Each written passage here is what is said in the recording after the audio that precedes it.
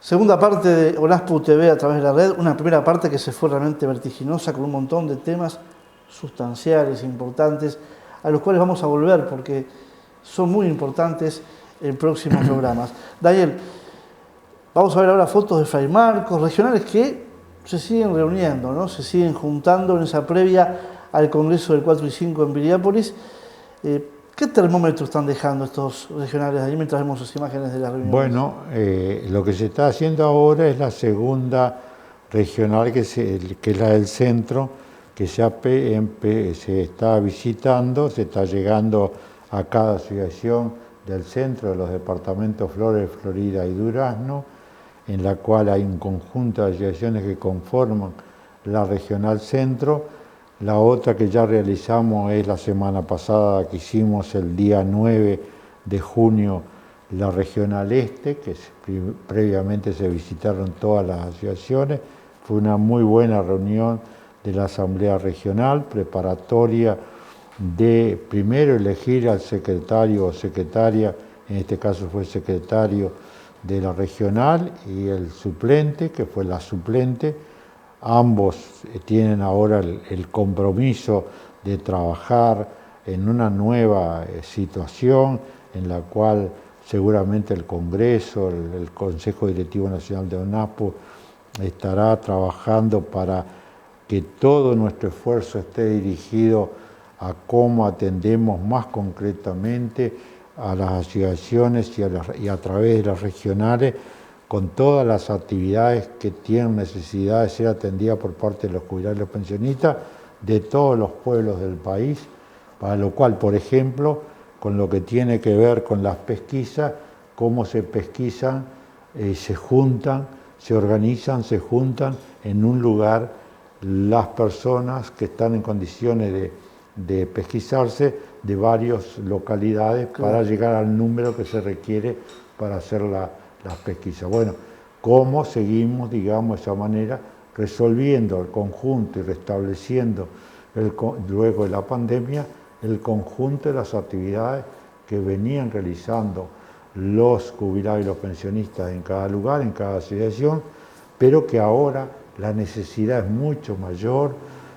Muchos jubilados y pensionistas que han adquirido esa condición en los últimos tiempos bajo la pandemia, hoy se estarán incorporando para reforzar la representatividad de las asociaciones, en esas asociaciones, en esas regionales y en esa ONASPU, que ha venido, pese a la pandemia, adquiriendo una visualización mayor, que ganamos la elección por sexta vez consecutiva para elegir y tener voz en el directorio del BPS, eligiendo a nuestro representante allí en los jubilados y los pensionistas, elegido primero como candidato él y el conjunto más los 5 suplentes como candidatos de nuestra organización. Por sexto año consecutivo recibimos el apoyo de la mayoría de los jubilados y los pensionistas, pero que además de ello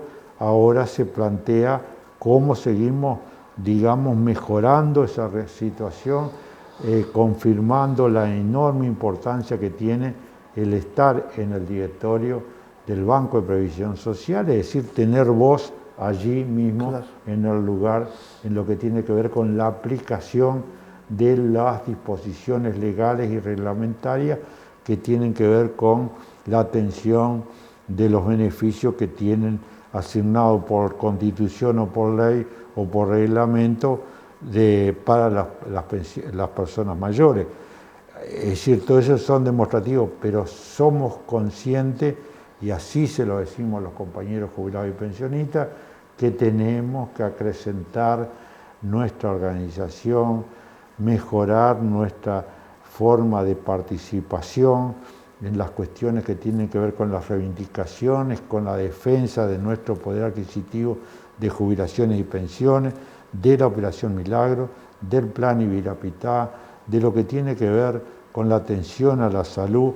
Tenemos evidencia ya hoy de que hay sectores de la población que, producto de la pandemia, en esa situación en la cual se privilegió casi absolutamente a la consecuencia de la pandemia, pero que ha generado una falta de atención de otros sectores. Todo ello necesitamos una organización cada vez más firme, más unida y, digamos, luchando por sus reivindicaciones, al tiempo de que sea la base para el disfrute, para el tener canto, baile, juegos de cartas, paseos, visitas, es decir, todo eso, las asociaciones más que nunca tienen que transformarse en centros, por un lado, de presencia, de defensa de sus derechos y por el otro lado el derecho a disfrutar esa condición de personas mayores y para lo cual hay que luchar todos juntos y como lo hemos venido haciendo, como lo hicimos por ejemplo el 12 de mayo en esa magnífica movilización que realizamos primero en la concentración en la Plaza Libertad de Montevideo y luego una concentración frente al Ministerio de Economía y Finanzas. Bueno, ¿cómo seguimos desarrollando todo eso? ¿Cómo seguimos organizando cada vez más nuestras asociaciones, nuestras regionales y el papel de los regionales y de la UNASPO en su conjunto? Es un tema fundamental que la tenemos entre ceja y ceja porque ya lo habíamos resuelto en el año 19-20, teníamos un plan para abordar todos esos temas y luego vino la pandemia y tuvimos todo lo que tuvimos. Por lo tanto, estamos en eso y esa es la razón de la presencia, es decir, sin contraponer cosas, defender las cosas, mantener el poder adquisitivo de las jubilaciones y pensiones, avanzar en aquellas cosas que no hemos avanzado y al mismo tiempo que las organizaciones sean un instrumento para poder acceder al disfrute de una vida mejor. Daniel, lo hablamos en la radio la vez pasada, una recorrida, unos regionales que son termómetro de una cantidad de realidades, pero ¿qué ha dejado la pandemia y qué está dejando esta sensación, y no sensación, esta baja de poder adquisitivo, sin duda, esta falta de plata que hay, que la gente compra menos? ¿Qué está dejando hoy en día, Daniel, en esas regiones donde uno por ahí piensa, bueno, ya fue aquello de que vivir afuera o en el interior se vivía más barato, ¿no? Desde el alquiler hasta las compras, hoy no es así. ¿Cómo se toma? ¿Qué termómetro hay, Daniel, de eso? Bueno, en general, ¿no? El poder adquisitivo de las pensiones ha bajado. ¿Por qué ha bajado el índice medio de salario? Claro. Porque han bajado los salarios. Porque nosotros, por aquel gran logro que tuvimos en el plebiscito del año 89, por primera vez hubo una forma de ajustar las jubilaciones independientemente de la voluntad del gobierno, del presidente de turno. Fue un avance muy importante. Antes, si te decían no hay nada, no había nada. Hoy hay una base. ¿Qué es lo que pasa? Que durante muchos años mejoramos esos ingresos y que ahora estamos en una etapa en la cual los ingresos están en picada en relación con el costo de la vida. Estamos muy preocupados, como lo están los trabajadores, los sindicatos, tanto públicos como privados, porque la negociación colectiva en el sector privado, que es voluntaria, así lo dispuso el gobierno nacional, no está teniendo los resultados que tendría que tener. Y los trabajadores públicos, que por lo que se había establecido en el presupuesto quinquenal de cómo se iba a recuperar el salario perdido, no se está aplicando las medidas que lleguen a eso. En el caso de los jubilados y los pensionistas, recordamos que cuando el presidente anunció un ajuste del 3% el 18 de abril, que no se sabía bien qué era, si era un aumento, si era un ajuste, si era un adelanto. Bueno, finalmente parecería que es un adelanto. Lo que nosotros hemos propuesto allí es que ese adelanto se transforme en un aumento de verdad, en que se adelante, porque se anuncia el 18 de abril para cobrarlo los primeros días de agosto. Mucho tiempo. Y luego, ¿qué? Va a haber en junio, en julio va a haber de vuelta anuncios que van a dar ese 3%, de manera que ese anuncio tenga permanencia en el tiempo durante 3 meses.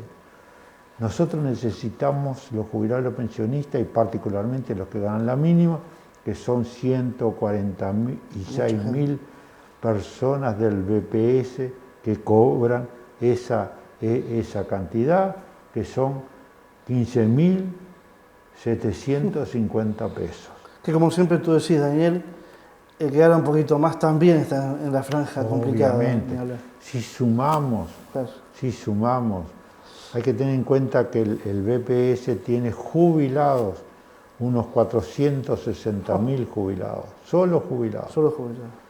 Pero de esos 460.000 hay casi un 80% que no paga IAS, el impuesto a la seguridad social. Y no paga IAS porque lo que gana no le da para llegar al nivel que se empieza a aplicar el impuesto. Es decir, que tenemos en valores que van de 15 a 27, 28, 30.000 pesos la inmensa mayoría de los jubilados y pensionistas del BPS. Entonces, nosotros decimos que eso es cuestión fundamental para los jubilados y los pensionistas, es el tema de cómo seguimos mejorando como lo veníamos teniendo, pero que luego con la medida adoptada, 2 medidas que adoptó el Gobierno Nacional, el Poder Ejecutivo, que fue, por un lado, transformar el ajuste de julio en un adelanto a cuenta que luego se descontó a la gente. Segunda cuestión, haber recibido menos aumento, por lo tanto, porque hasta diciembre del año pasado venían cobrando el mayor ajuste, pero al descontárselo, el ajuste de enero, que fue de 6.16%, para todos los jubilados, a ellos les descontaron y les quedó en 4.4%. Es decir, que aquellos que ganan menos recibieron menos. Luego está la forma de ajustar la BPC. La BPC, que son las bases de prestaciones, ¿qué es lo que pasa? Que al haberlo ajustado, no por la inflación como se venía haciendo, sino por el índice medio de salario, y como el índice medio de salario está por debajo de la inflación, entonces, ¿qué ha ocurrido? Ha ocurrido que nuevas personas que no pagaban IAS porque no llegaban a la primera etapa, a la primera franja, ahora empezaron a pagar. ¿Por qué? Porque al ser menos valor en pesos, la BPC, como la jubilación y la pensión mínima se aplica en base, el valor está dado en BPC, es decir, al no aumentar la BPC lo suficiente, ¿qué pasa?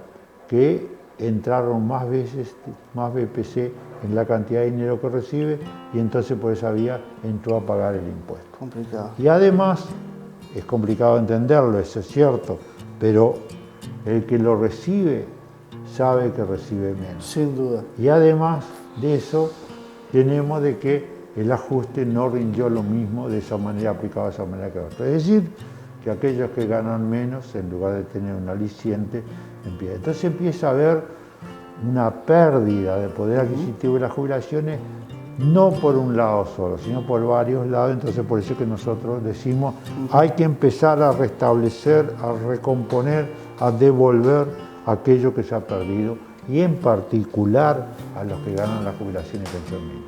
Ha sido un gusto, Daniel. Lo mismo digo. Nos reencontramos dentro de 7 días para compartir más ONASPU TV a través de la red. Feliz día para todos.